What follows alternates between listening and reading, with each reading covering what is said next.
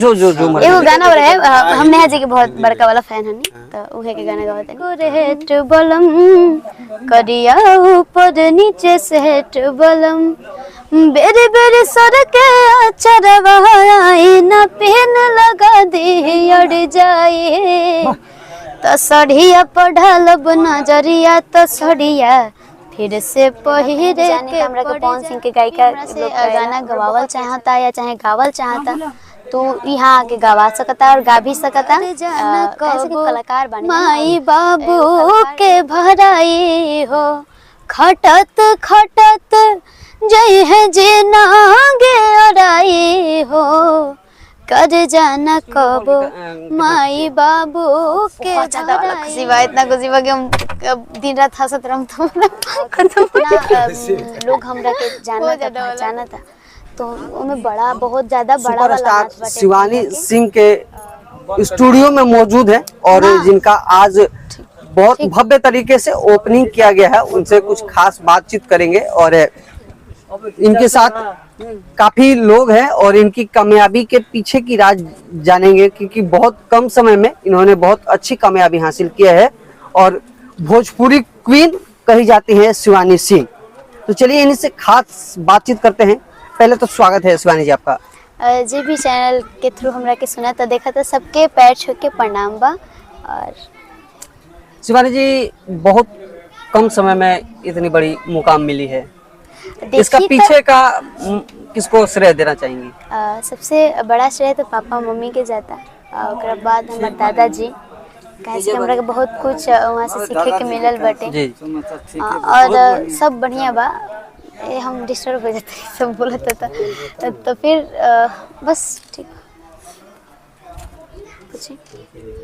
पवन सिंह के साथ आप बहुत ज्यादा डुएट सॉन्ग की हैं, पवन सिंह को इस कामयाबी में कितना श्रेय देते हैं? हाँ इतना लोग हमरा के जाना था पहचाना था तो उनमें बड़ा बहुत ज्यादा बड़ा वाला हाथ बाटे भैया के जेकरा वजह से बहुत ज्यादा आशीर्वाद मिलेला। कहीं भी जानी तो हमरा के पवन सिंह के गायिका लोग गाएला हमरा बहुत ही अच्छा लगेला, वो एगो सुकून मिलेला यार पवन सिंह के गायिका। जो ना गाना से आप वायरल हुई थी जिस गाने से वो अपने स्कूल में गया था जी, थोड़ा सा वो गाना एक बार सबको सुना दीजिए। हाँ लाइन है कर जाना कब माई बाबू के भराई हो खटत खटत जय है जे नागे अराई हो कर जाना कब माई बाबू के भराई हो।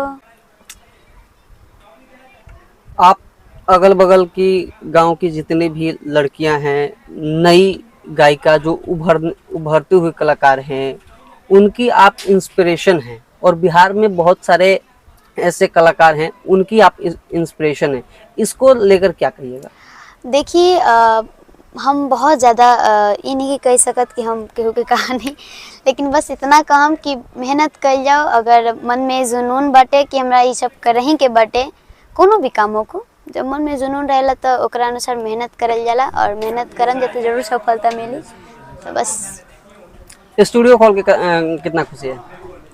बहुत ज्यादा वाला खुशी बा, इतना खुशी बा कि हम दिन रात हंसत रहम तो बहुत ज्यादा वाला खुशी बा। अगर कोई नया सिंगर या कोई भी सिंगर आपसे इस स्टूडियो में गाना चाहिए या गवाना चाहे तो उसके लिए क्या सुविधाएं हैं? हाँ जे भी हमरा से गाना गवावल चाहता या चाहे गावल चाहता तो यहाँ आके गवा सकता और गा भी सकता। कैसे कि कलाकार बनी जाना और एगो कलाकार के ही सपोर्ट करेला तो अब सब ठीक। शिवानी सिंह का कोई नया प्रोजेक्ट अभी फिलहाल में पवन सिंह के साथ? हाँ बहुत जल्द देवी गीत रसद के सुनने के मिली। अभी फिलहाल लोकगीत रसद के बीच में हल्का मचले बा। एगो लोकगीत सुनाइए। अभी एगो नया में एगो गाना ट्रेंड करता कि हो गई ने पूरा डेकोरेट बलम करिया ऊपर नीचे सेट बलम बेरे बेरे सर के चरवा आई ना पेन लगा दे अड़ जाए तो सड़िया पढ़लब नजरिया तो सड़िया फिर से पहिरे के पड़ जाई। सड़िया पढ़लब नजरिया तो सड़िया फिर से पहिरे के पड़ जाई। बाहर निकला सुबह को मैं इंतजार करता हूँ। एक सेकंड। ठीक है 2 मिनट। ये बहुत काफी गर्म है। आप लेडी सिंगर हैं, तो कुछ पारंपरिक गीत जो हमनी के बियाह शादी में गावल जाला है, कन्यादान भइल, ओ तरीका हमनी के के देखिए हमनी के एगो भजन कह सकते हैं या देवी गीत कह सकते हैं जा। हमनी के माई बहन लोग सब लोग गाई ना जा, हम वो हर मंच पर भी गाई ना कि किनमिया के डाढ़ मैया लावेले झोलू हवा हो के झूले रे झूले ना। तो मैया मोरी गावेली गीतिया हो के झूले रे झूले ना। ये सब गाना पुराना सॉन्ग बा, लेकिन कुछ गाना ऐसा होकेला ना कि पुराना होके भी नया रह जाला। कोई हिंदी मोड के गाना सुन। देखिए सबके अपन जोन होखेला ना, और हम हिंदी एगो हम हिंदी हिंदी गाना ना गाई। थोड़ा सा एक हिंदी टोन गा, जल्दी करेगा। एक हिंदी टोन गा दो। हम हिंदी सॉन्ग कोई भी हिंदी कौन- भक्ति कौन- जानो, कौन भी वाला गाना? भगवान का चाहिए कोई भी हिंदी सॉन्ग में। ऐसे ये गाना बहुत सुनी ना यार। कोई भी ट्रेडिशनल हिंदी गाना सॉन्ग कौन गाए या हम? भक्ति वगैरह भी कोई भी हो। स्त्री टू में जो है वही सुना दीजिए। हाँ हिंदी में। आज की रात मजा जैसे कोई नेट कर। जो जो जो जो एगो गाना हो रहा है, हम नेहा जी के बहुत बड़का वाला फैन हनी, तो उहे के गाना गावत हनी।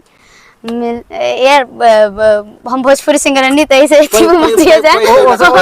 कोई बात आप हिंदी गाई पहले। मिले हो तुम हमको बड़े नसीबों से। चलिए गाई गए।